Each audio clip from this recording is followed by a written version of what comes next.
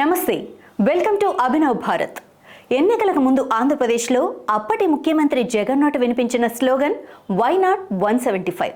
ఈ నినాదాన్ని బలపరిచేందుకు జగన్ పదే పదే వై నాట్ కుప్పం అని కూడా అనేవారు. అంటే కుప్పంలో చంద్రబాబు నాయుడిని కూడా ఓడిస్తున్నామని, అందుకే తమకు 175కి 175 సీట్లు వస్తున్నాయని ఆయన ప్రసంగాల్లో చెప్పేవారు.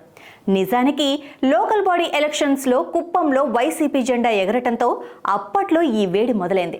కానీ 2024 సాధారణ ఎన్నికల్లో ఫలితాలు పూర్తి విరుద్ధంగా వచ్చాయి. జగన్ వెంట ఇప్పుడు పట్టుమని 11 మందే మిగలటంతో రాష్ట్ర వ్యాప్తంగా వైసీపీ పార్టీలో ముసలం మొదలైంది. నాయకులు ఎవ్వరూ బయట కనిపించిన పాపాన పోవటం లేదు. ఇదే అదునుగా తమ నాయకుడు చంద్రబాబు సొంత నియోజకవర్గాన్ని చక్కబెట్టుకునే పనిలో పడింది టీడీపీ.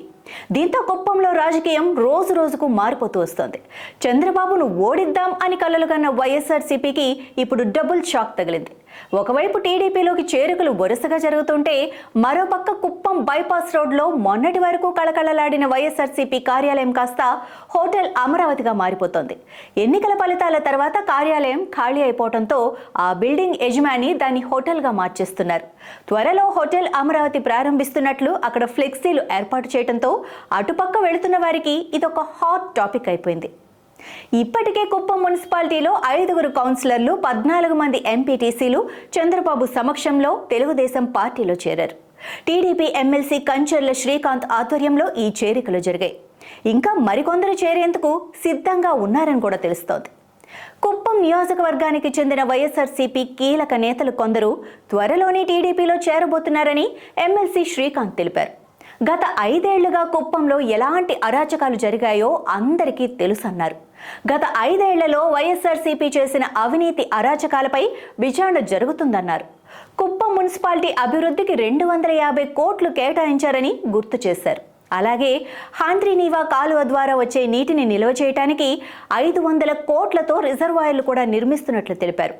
కుప్పంలో 2000 ఎకరాలతో సెస్ ఏర్పాటు చేస్తున్నామని, కూటమి ప్రభుత్వం అధికారంలోకి వచ్చిన 40 రోజుల్లోనే కుప్పం అభివృద్ధికి చంద్రబాబు నిధులు కేటాయించారని శ్రీకాంత్ చెప్పారు. కుప్పం అభివృద్ధిని కోరుకునే ప్రతి నాయకుడిని, కార్యకర్తను టీడీపీలోకి ఆహ్వానిస్తామని ఆయన అన్నారు.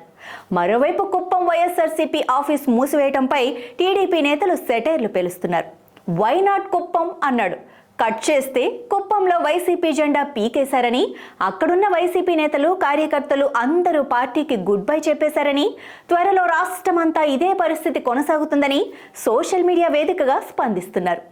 ఇక తాడేపల్లి కేంద్ర కార్యాలయాన్ని కూడా మూసేసి జగన్ బెంగళూరులో సెటిల్ అయితే బెటర్ అంటూ కామెంట్స్ విసురుతున్నారు. ఈ కామెంట్ల మాట ఎలా ఉన్నా పార్టీని కాపాడుకునే విషయంలో ఇప్పుడు వైసీపీ ముందున్నది నిజంగానే పెద్ద సవాల్ అని చెప్పక తప్పదు. నాయకులారా, మీ పనితనం మీ అధినాయకులకు తెలియజేయాలనుకుంటున్నారు. ప్రజలారా, మీ సమస్యలను మీ నాయకులకు తెలియజేయాలనుకుంటున్నారు. ప్రజా సమస్యల పరిష్కార వేదిక మీ అభినవ్ భారత్.